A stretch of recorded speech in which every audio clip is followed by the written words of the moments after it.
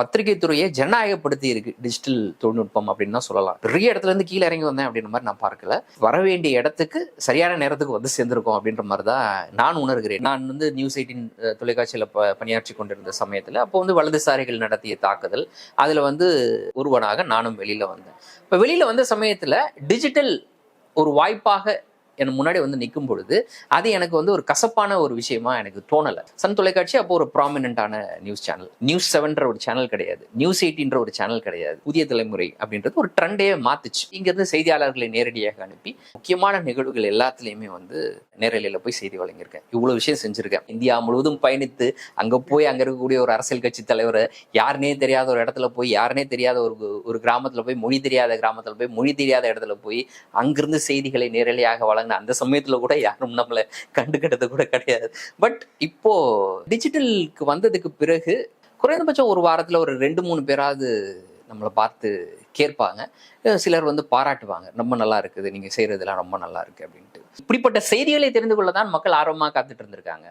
இதெல்லாம் வந்து மெயின் ஸ்ட்ரீம்ல அவங்களுக்கு கிடைக்கல. அப்போ என்ன ஐடென்டிஃபை பண்ணாதவங்க இப்போ ஐடென்டிஃபை பண்றாங்க அப்படின்னா, அப்போ எனக்கு ஒரு ரெஸ்ட்ரிக்ஷன்ஸ் இருந்துச்சு. அங்க ஒர்க் பண்ணும் பொழுது எதை பேசணும் எதை பேசக்கூடாது அப்படின்றதுலாம் ஒரு பெரிய ரெஸ்ட்ரிக்ஷன்ஸ் இருந்துச்சு. நியூஸ் 18 நிறுவனத்தை எடுத்துக்கலாம்னு வச்சுக்கோங்க. அது அம்பானியால் நடத்தப்படக்கூடிய நிறுவனம். அப்ப அம்பானிக்கு எதிராக ஒரு செய்தி வருது, அதை அந்த நிறுவனம் சின்ன செய்தியாக்குவதற்கு கூட அது தயாராக இருக்காது. புதிய தலைமுறை நிறுவனம் இருக்கு. இப்போ அவர்கள் கல்லூரி சார்ந்து இல்லை அவர்கள் மருத்துவமனை சார்ந்து சில சிக்கல்கள்லாம் வரும்போது அவங்க செய்தியாக்குறதுக்கான வாய்ப்பு இருக்கு. இன்னைக்கு அரசு கேபிள் அப்படின்றது அரசினுடைய கட்டுப்பாட்டில் இருக்கு. இப்போ அந்த கேபிள்ல இந்த சேனல்கள்லாம் தெரியணும் அப்படின்னா அவங்க ஓரளவுக்கு தான் அரசை விமர்சிக்க முடியும். இதெல்லாம் தாண்டி இன்னும் சில கேவலமான விஷயங்கள்லாம் இருக்கு. சாதி ரீதியாக இந்த குறிப்பிட்ட நபரை இவ்வளவு நேரம் தான் காட்டணும், இவ்வளவு செகண்ட் தான் காட்டணும், இந்த குறிப்பிட்ட நபர், இந்த குறிப்பிட்ட அரசியல் கட்சி தலைவர். அப்போ ஒரு நிறுவனத்தை நீங்க வேலை செய்றீங்கன்னா யாருக்கு கீழே நீங்க வேலை செய்றீங்கன்றது முதல்ல நீங்க புரிஞ்சுக்கிட்டணும்.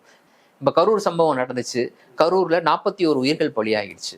சோகால் இண்டிபெண்டன்ட் மீடியான்னு சொல்லக்கூடிய நபர்கள் ஒவ்வொருவரும் ஒவ்வொரு விதமாக இன்னைக்கு அதை அணுகியிருக்கிறாங்க. இப்ப வேணா வந்து இந்த கான்ஸ்பிரசியை கேட்கறதுக்கு மில்லியன் கணக்குல வரலாம், நபர்கள் வரலாம்.